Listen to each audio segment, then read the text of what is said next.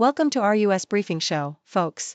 Today, we're diving into the colorful political landscape of New Jersey, where Republican candidate Jack Ciattarelli is trying to walk the tightrope on immigration, appealing to Latino voters while still nodding to Trump's tough policies. It's a game of balancing acts, with some seeing it as smart politics and others calling it insincere.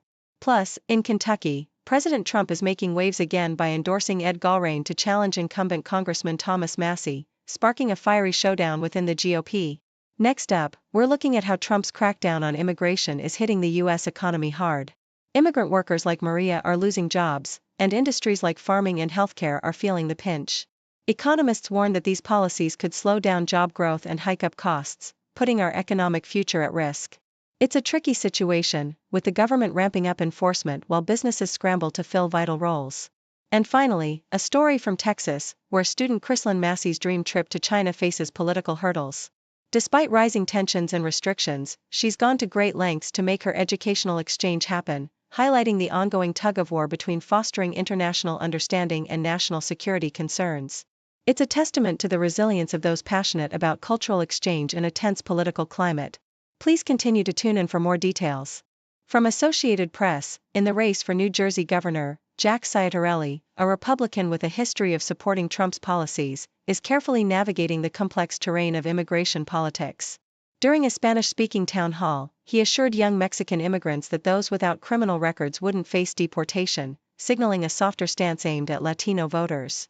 However, at a rally with far-right figures, Ciattarelli echoed Trump's tough immigration rhetoric, joking about building detention centers and supporting measures like driver's licenses for undocumented immigrants, yet stopping short of endorsing a path to citizenship, instead proposing a pathway to recognition. This balancing act reflects his effort to appeal to both Trump loyalists and Latino voters in a state where shifting demographics and recent gains by Trump among Hispanics have made immigration a pivotal issue. His position, which includes cooperation with federal immigration enforcement and opposition to birthright citizenship, underscores the delicate political dance he must perform amidst a broader debate on immigration's economic and social impacts. In Kentucky, President Trump's endorsement of Ed Gallrein to challenge incumbent Representative Thomas Massie highlights the inter-party tensions and the ongoing battle for Republican dominance.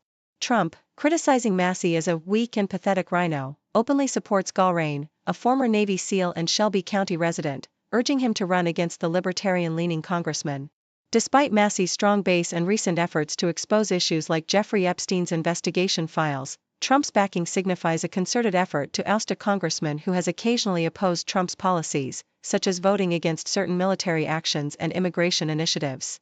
The president's aggressive endorsement and the substantial funds poured into anti-Massie campaigns reflect the deep divisions within the Republican Party, where loyalty to Trump's vision remains a key battleground even in traditionally red districts. According to the Associated Press, Trump's aggressive immigration crackdown is having tangible effects on the U.S. economy and labor market, with stories of workers like Maria, a cleaning lady in Florida, being pushed out of jobs due to the termination of humanitarian parole programs.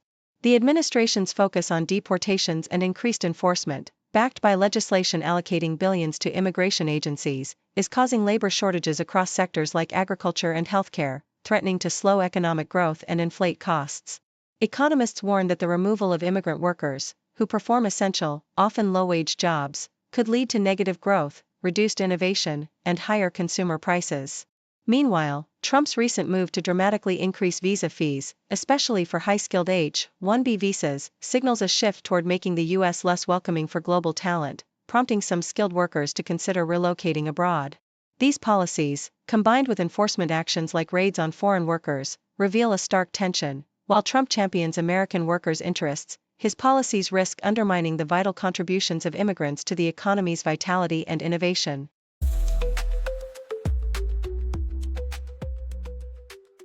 The South China Morning Post vividly recounts Chrislyn Massie's journey from childhood anime fascination in Houston to her courageous navigation of U.S.-China political tensions as she plans a student trip to China, organized through a nonprofit amidst Texas Governor Greg Abbott's restrictive executive orders. Massie's meticulous efforts, resigning from her public safety role, liaising with Chinese partners, and ensuring compliance, highlight the quiet struggles of American students eager for cultural exchange despite mounting governmental barriers. Her story underscores a broader concern: the shrinking presence of American students and scholars in China due to state-level restrictions, federal funding cuts, and heightened political distrust, which threatened to concentrate China expertise within elite coastal universities and diminish national understanding. Meanwhile, Beijing's encouragement of more American visitors contrasts with the cautious, often over-compliant approach of U.S. institutions wary of espionage and political fallout. Yet, amidst these challenges, universities like Penn, Stanford, and Johns Hopkins are reviving exchange programs, fostering hope that personal experiences like Massie's, where she discovered the shared humanity between Americans and Chinese, can sustain the vital bridge of mutual understanding. Massie's reflections reveal her belief in the importance of open dialogue and the potential of future diplomacy, contemplating a career in the Foreign Service, and even joking about someday becoming Texas governor to reform these restrictive policies, embodying the resilient spirit of those who see value in cross-cultural connection despite the political climate. According to the South China Morning Post, the recent Canton Fair in Guangzhou has showcased a remarkable surge in high-tech innovation, with robotics, smart manufacturing, and new energy vehicles stealing the spotlight. The event was bustling with activity, as international buyers flocked to booths displaying cutting-edge exoskeleton robots, healthcare automation devices, and intelligent cleaning machines. Take Xerobot's mountain-climbing exoskeleton robots, which alleviate user fatigue by 30%, drew long queues from European and American markets, despite ongoing concerns over U.S. tariffs. Similarly, Fubao Robot's medical guidance robots, priced affordably at around $700, attracted significant interest from buyers in India, Argentina, and Australia, with some ready to place large initial orders. Chinese manufacturers emphasized their competitive edge, offering advanced, cost-effective products that outperform older European and American models, highlighting how China's robotics and manufacturing sectors are thriving despite tariffs.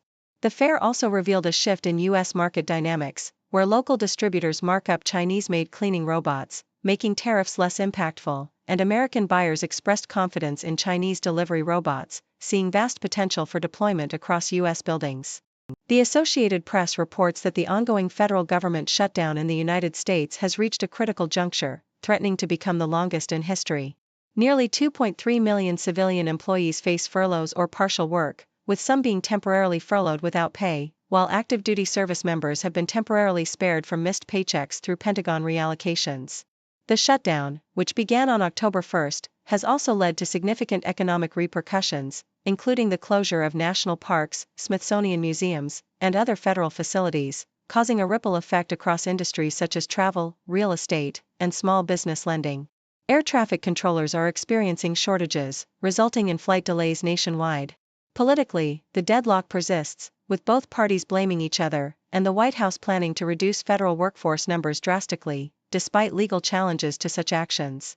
Public opinion remains divided, with many Americans blaming both sides for the impasse, which continues to strain the economy and essential government services. Deutsche Welle shares the story of Jenna Dunn, a Black American who emigrated from the U.S. to Lisbon in 2024, citing worsening police violence and political unrest as her primary reasons. Feeling disrespected and unsafe under the Trump administration, she and her husband sought a fresh start in Portugal, embracing a new language and culture while facing the typical challenges of relocation. Dunn's decision reflects a broader trend among some Americans seeking safety and stability abroad amid political turmoil. Her experience underscores the complex emotional and practical hurdles of leaving one's homeland, but also highlights the appeal of Europe's more stable social environment. Her story reveals how political dissatisfaction can motivate Americans to seek new lives overseas, illustrating a significant shift in personal choices driven by domestic unrest.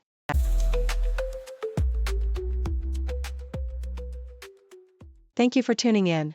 The content above showcases the latest briefing reports and analytical synopses, thoughtfully curated by the 6Do team. These insights stem from a wide array of reputable media outlets, think tanks, government sources, and specialized experts worldwide. We encourage you to explore these sources for a comprehensive perspective. Keep in mind that while the content may not always align with the official standpoint of 6Do Brief, it's not meant to be taken as absolute directives for decision-making. Comprising seasoned media professionals, learned scholars, and accomplished scientists, the 6Do team embodies a trailblazing, fully independent media entity.